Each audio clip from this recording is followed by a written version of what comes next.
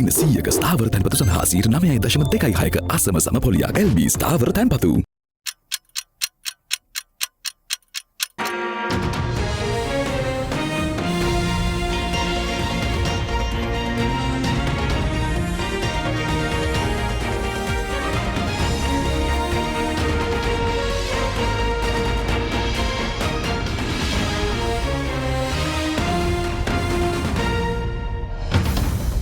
Tonight, on First at 9 this Tuesday, the 10th of March 2026. Oil tumbles. Global crude oil prices fall sharply as Trump pledges a rapid end to the war in the Middle East. State intervention. Government vows to grant interim relief if global petroleum prices rise again. Petroleum Corporation urges consumers to minimize non-essential travel and conserve fuel stocks. Decisive juncture. The United States threaten Iran with the most intense strikes of the conflict. Iran rules out any possibility negotiations, threatens to disrupt global oil supplies. Power strikes. Electricity trade unions threaten to escalate ongoing union action. Island-wide power disruptions unable to be resolved as strikes cause staff shortages. Kalin baby soap rupial 90කට. Kalin baby podi හැමෝටමයි. From Derana, this is Derana First at 9. Live from Studio 24 in Colombo. Good evening and welcome to First at 9 on Derana News Channel, Sri Lanka's most trusted news source. I'm Derana joining you live with the latest in Sri Lanka and around the world. We begin with your top story. The Ceylon Petroleum Corporation announced a significant upward revision in fuel prices effective from midnight yesterday following escalating tensions in the Middle East. Speaking on the matter, chairman of the corporation, DJ Raja Karuna, claimed that if the public had refrained from panic buying, the fuel price revision could have been postponed until the month's end.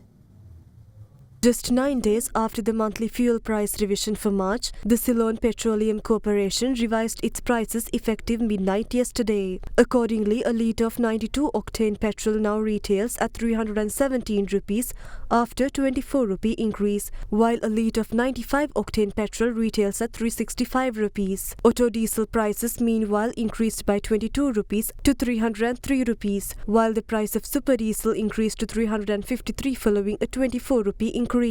The price of a litre of kerosene was hiked by 13 rupees to 195 rupees. Since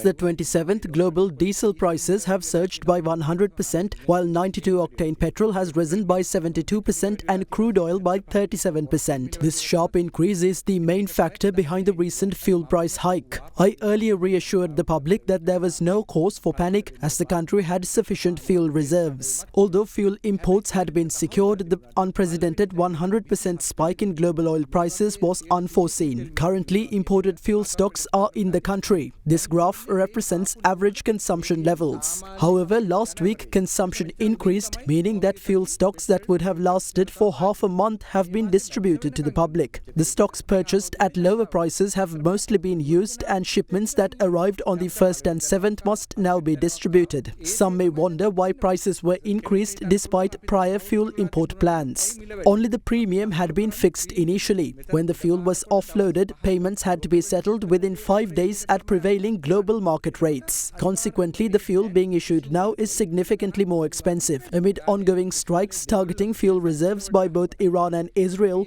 the situation remains uncertain. We therefore urge the public to minimize non-essential travel and conserve fuel during this global energy crisis. තෙල් පෝලිං වල ඉඳගෙන තෙල් ටික එකතු කරේ නැත්නම් මේ මිල සංශෝධන තව දවස් කිහිපයක් Absolutely. Were it not for the public panic buying, the fuel price revision could have been postponed, potentially until the end of the month. Lanka IOC and Sinopec too increased their prices in line with the CPC. In light of the fuel price revision, long queues of vehicles were reported at filling stations across the country last night.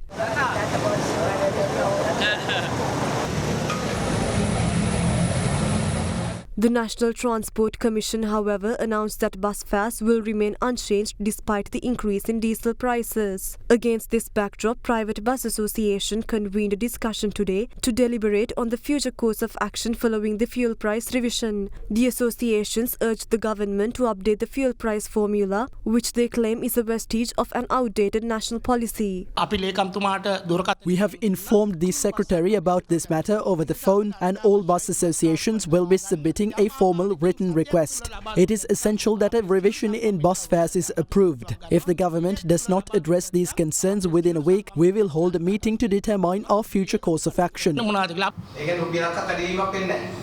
Currently, legal constraints prevent any adjustment under the existing fare formula. Therefore, the formula must be revised. We aim to resolve this matter peacefully. With the recent surge in fuel prices, the All Ceylon School Children's Transport Association has decided to increase fees by 5% effective today. The government initially held a different stance on fuel price revisions before taking office, but its approach has now shifted significantly. At this stage, the most effective measure the government could take is to eliminate direct taxes and offer relief to the public by reducing diesel prices. Additionally, we urge that school transport fares be increased by at least 10%.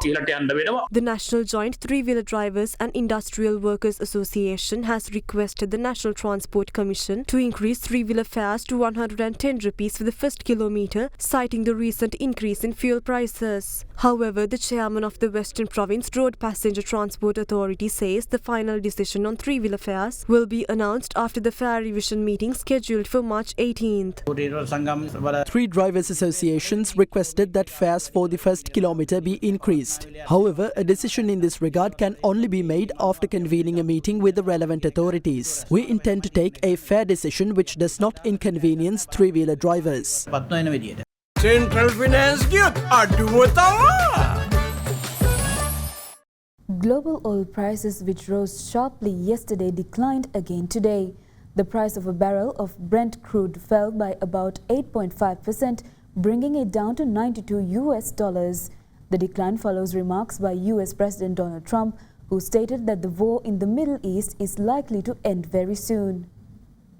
For the first time since July 2022, crude oil prices surpassed $100 per barrel yesterday, peaking at $119, driven by escalating tensions in the Middle East. When the conflict began, oil stood at around $70 per barrel. However, prices fell in Asian trading this morning. By noon, Brent crude had dropped nearly 8% to around $90, while WTI fell 7.5% to $88. The decline followed US President Donald Trump's statement that the war could end soon. Disruption in the United States is offering political risk insurance to any tankers operating in the Gulf. We're also waiving certain oil-related sanctions to reduce prices. So we have sanctions on some countries. We're going to take those sanctions off until this straightens out. But when the time comes, the U.S. Navy and its partners will escort tankers through the strait if needed. I hope it's not going to be needed, but if it's needed, we'll escort them right through. We have a formula that's been very good. The relationship is extraordinary with Venezuela. We've taken out 100 million barrels of oil. It's right now, it's being refined in Houston. And now they have another 100 million barrels coming. It's great for Venezuela and it's great for the United States. The drop in oil prices spurred a rebound in Asian stock markets. Japan's Nikkei 225 rose 2.8% and South Korea's Kospi gained over 5%. Many Asian countries, major consumers of Gulf oil, were heavily affected by the earlier surge. The International Energy Agency reportedly proposed releasing 300 to 400 million barrels of emergency crude to stabilize markets. The move follows G7 finance ministers' discussions aimed at controlling prices and preventing fuel shortages. Analysts predict global crude prices could range between $75 and $105 in the coming period. Several countries, including Pakistan, Vietnam, the UK, New Zealand, Ukraine, Sri Lanka, Turkey, Germany, the US and Saudi Arabia have increased fuel prices, while India is yet to revise its rates. To manage fuel reserves, Pakistan has closed schools until March 16th and shifted university education online, while government offices will operate 4 days a week. Bangladesh has moved university education online, and Thailand and Vietnam are encouraging remote work. India faces a severe liquefied natural gas shortage, with Maharashtra suspending gas use even for cremations.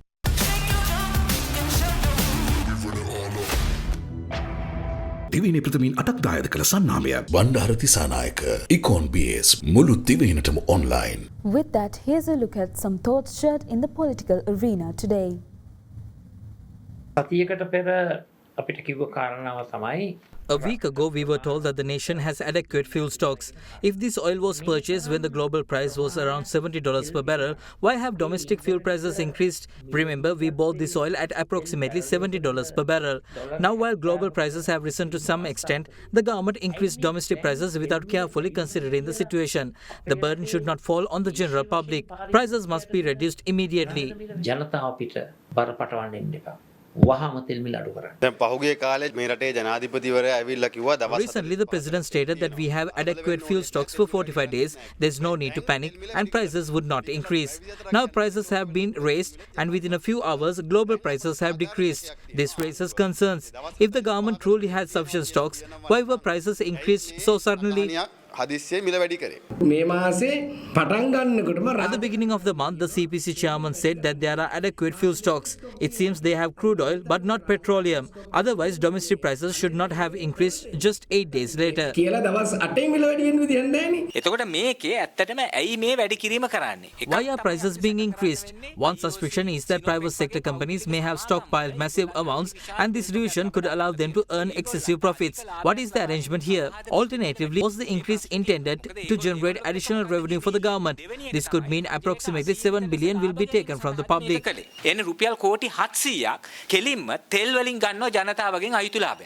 ඔබට මා මේ කතා කරන මොහොත වෙන විට At the time I am speaking, the price of a barrel of crude oil has decreased by $20 compared to yesterday. In reality, it is continuing to fall. If prices are increased when global prices rise, they should decrease likewise. The government must issue revised prices by midnight today. The authority was granted to the person who questioned the need for a government to revise prices based on global trends. Now that this power has been given, we can expect him to demonstrate how it can be implemented effectively. දැන් තියෙන ඉතින් කරලා පෙන්නන එකයි. Despite US President Donald Trump's assurances that the conflict with Iran will come to an end soon, heavy fighting continues between Iran and Israel with ongoing airstrikes and missile exchanges across the region. Iran has ruled out any possibility of negotiations and is threatening to further disrupt global oil supplies. Against this backdrop, US War Secretary Pete Hegseth warned that Iran today could possibly face the most intense day of strikes yet. The United States and Israel targeted Iran with airstrikes over the past 11 days. In response, Iran launched attacks on targets in several Gulf countries. Israel also carried out strikes against Hezbollah positions in Lebanon, escalating tensions across the Middle East. Amid the rising conflict, US President Donald Trump told Republican lawmakers that the US military operation Epic Fury is expected to conclude soon. Trump said the number of US strikes against Iranian targets under the operation has exceeded 5,000. Our country is doing really well at a level that nobody thought. We took a little excursion because we felt we had to do that to get rid of some evil. And I think you'll see it's going to be a short-term excursion. How good is our military, right?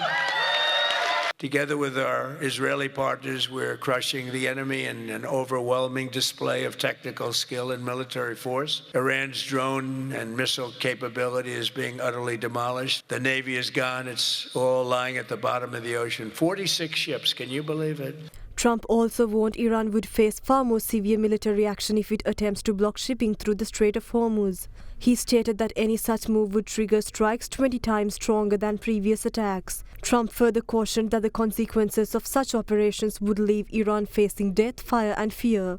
Speaking to the media, the US president said his objective is to ensure that Iran no longer possesses a threat to the United States or to Israel. But the hard way, I think, is probably the easy way. When basically I can see that they will no longer have any capacity whatsoever for a very long period of time of developing weaponry that could be used against the United States, Israel, or any of our allies. We have great allies in the Middle East, great countries that are allies. Iran says the United States will not determine when the conflict ends, dismissing Washington's threats and asserting that the decision rests solely with Tehran. The Islamic Revolutionary Guard Corps warns that should US and Israeli attacks continue, Iran will prevent even a single liter of oil from leaving the region, escalating tensions over energy security. In this context, Iranian Foreign Minister Abbas Araghchi declared there will be no further negotiations with the United States.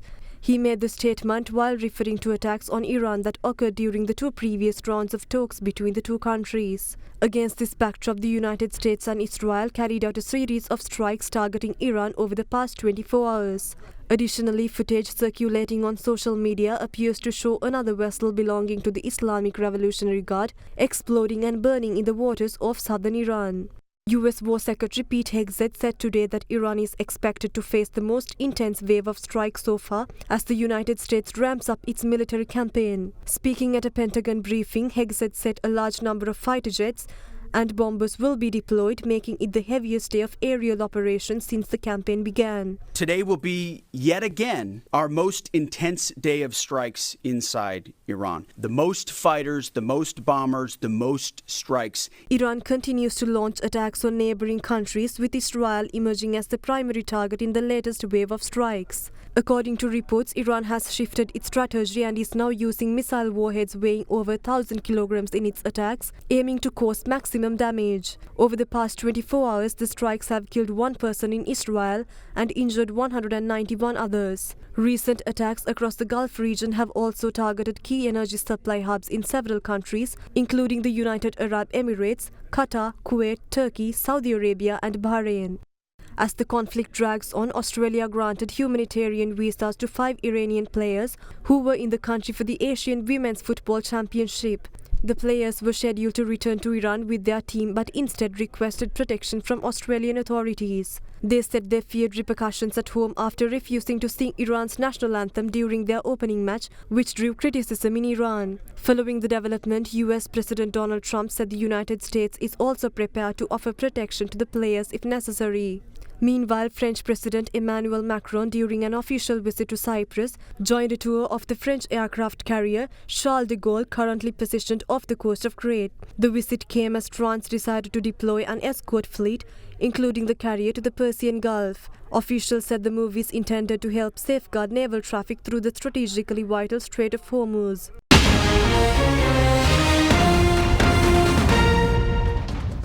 Welcome back to First at 9. Now, President Anura Dissanayake says the governments aspire to deliver a quality public transport service through public-private partnership.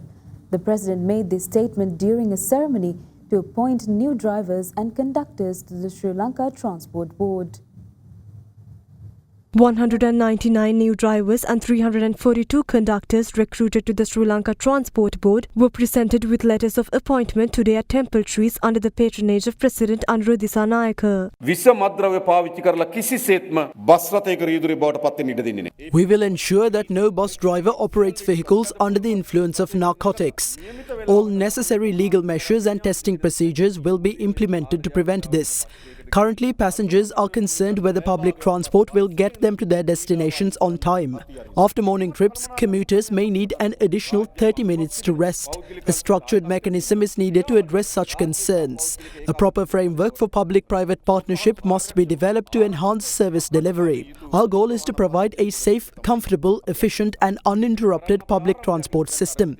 To support this vision, we have requested a fleet of modern, comfortable buses. As part of this initiative, the metro company will also be expanded. 8 buses will be received from the Japanese government, with additional buses already ordered and expected to arrive by August and September. The government vows to intervene and grant concessions on local fuel prices should global fuel prices increase again. Cabinet spokesperson Minister Dr. Nalinda Jayatissa made this statement during today's cabinet briefing. මීට පෙර විශේෂයෙන්ම තෙල් සංස්ථාවේ සභාපතිවරයා එතකොට විශේෂ භාර ඇමතිවරයා ජනාධිපතිතුමා පවා මේ මැදපෙරදිග තත්ත්වයේ තිබිදී බලාපොරොත්තුවක් දුන්න රටේ ජනතාවට මාසයකට වැඩි කාලයක් අපි කතාව සංචිත තිබෙනවා. ඒ නිසා තෙල් මිලේ වැඩි කිරීමක් කරන්න අවශ්‍ය වෙන එකක් නැහැ කියලා. එතකොට ජනතාව ඇත්තටම මේක විශ්වාස කරමින් තමයි හිටියේ. එහෙම තියේදී ඇයි ඔබතුමන්ලා මේ වගේ වැඩි ගාණකින් මේ තෙල් මිල ඉහළ දැමීමක් කරේ? එතකොට තාම බොර තෙල් මිල ඉහළ ගියා පමණයි. මෙහි තියෙන තෙල් වලට මිල වැඩි කිරීමක් කිරීම නිකන් කළු කඩ ව්‍යාපාරයක් වගේ කරනවා වගේ වැඩක් නැමැතුමා.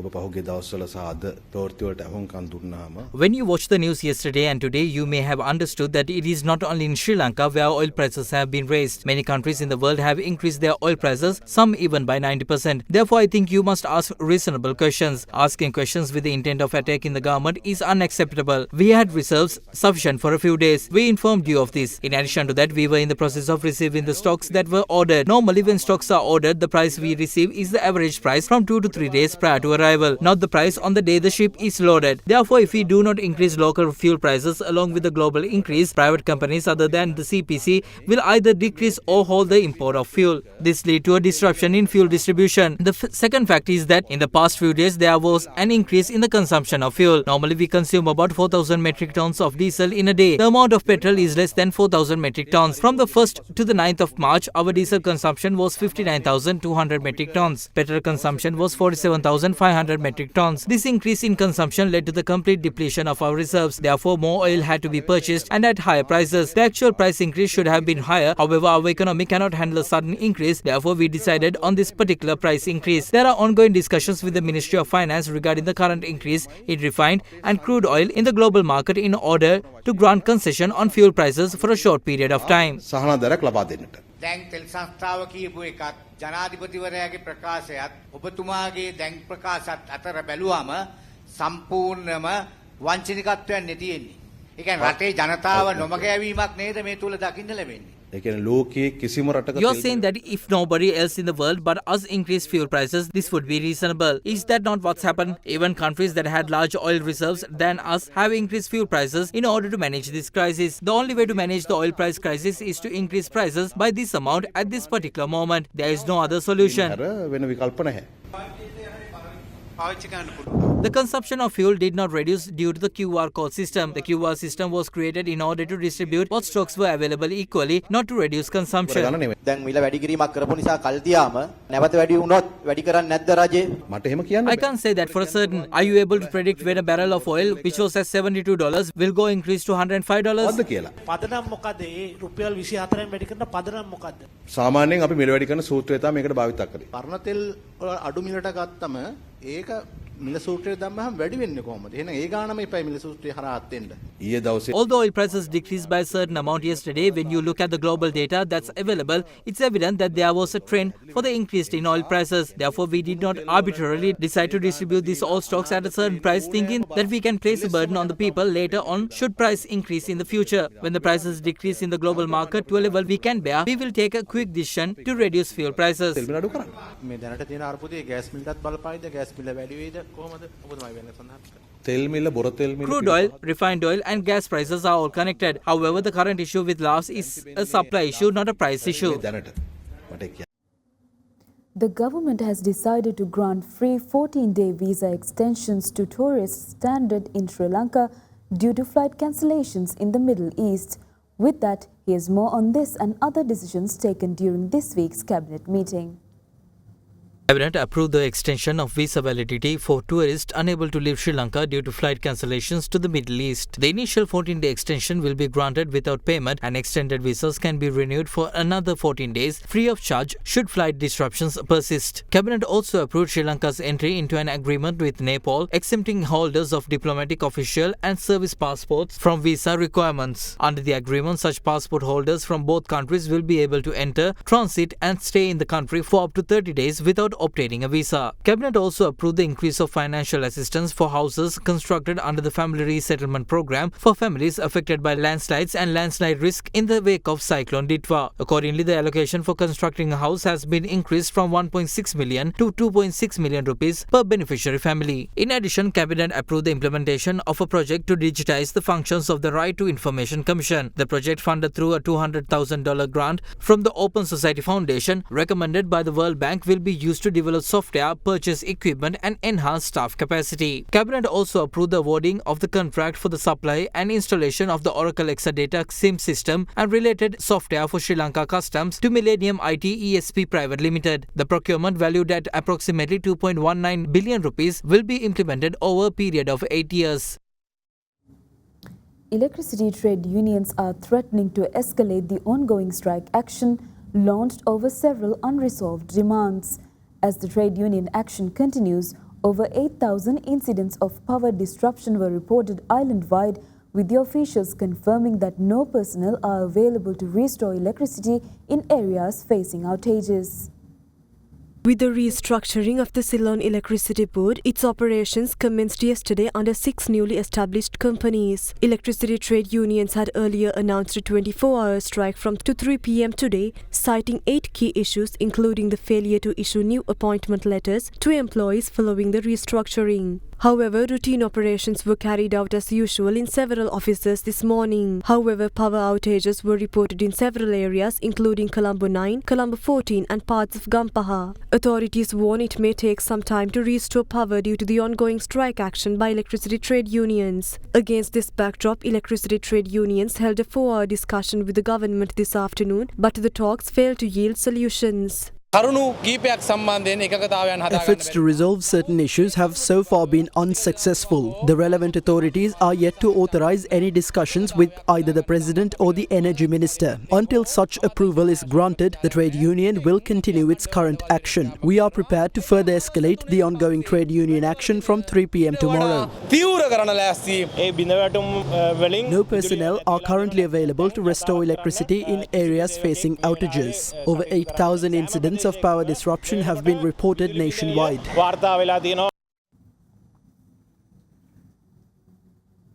Prime Minister Dr. Harini Amarasuriya arrived in Manila today for an official visit to strengthen bilateral cooperation in education, skills development and agricultural research. The Prime Minister met the Philippines Secretary of Education Sonny Angara to exchange insights on education policy, teacher training, curriculum reforms and digital learning initiatives. She also met a delegation from the Commission on Higher Education of the Philippines to promote higher education, research, academic exchanges and quality assurance. Additionally, Prime Minister Dr. Harini Amarasuriya conferred with Secretary and Director General of the Technical Education and Skills Development Authority, Jose Francisco, to advance collaboration in technical and vocational education, institutional partnerships and qualifications aligned for better workplace opportunities. With that, here's a look at local news across the island in brief. The Ministry of Cultural Affairs has decided not to publish a table of auspicious times or Aurudu Nakat Sittua for this year's Sinhala and Tamil New Year. Accordingly, the committee, which is traditionally appointed by the ministry to compile the table of auspicious times, did not convene this year. In this context, a group of astrologers questions why the government consulted them on auspicious times if it does not intend to publish an official table. Against this backdrop, Deputy Minister of Buddha Sasana, Religious and Cultural Affairs Gamagedara Disanayaka says the National Nakat Committee has already compiled a table of auspicious times and the official announcement is expected to be made following discussions with astrologers holding dissenting opinions. The appeal filed before the Supreme Court by former ministers Mahindananda Alutgamage and Nalin Fernando challenging their conviction over the illegal distribution of carom and checkers boards during the 2015 presidential election was taken for consideration for the first time yesterday. Counsel for former Minister Nalin Fernando, President's Counsel Ali Sabri challenged the verdict of the Colombo High Court trial at bar, asserting that his client was not a member of the procurement committee responsible for importing the boards, nor involved in their distribution. President's Counsel Sabri also highlighted that the prosecution failed to produce the members of the committee during the trial, despite naming them witnesses. The reconstructed replica of the Tusker Nadungamue Vijay Raja, the tallest tusker in Asia, was officially unveiled and established as a national treasure today. The ceremony took place at the National Museum of Natural History in Colombo. The lifelike model of the elephant will be open for public viewing starting tomorrow.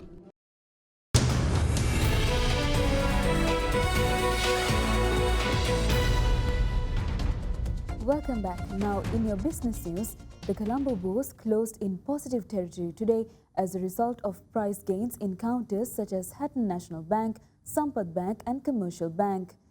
The benchmark ASPI gained 2.17% to close at 22,378.52, while the more liquid S&P Sri Lanka 20 increased by 2.47% to end the day at 6,280.42. Market turnover was 4.47 billion rupees. Foreign participation in market activity remained at subdued levels, with foreigners closing as net sellers, offloading shares worth 155 million rupees.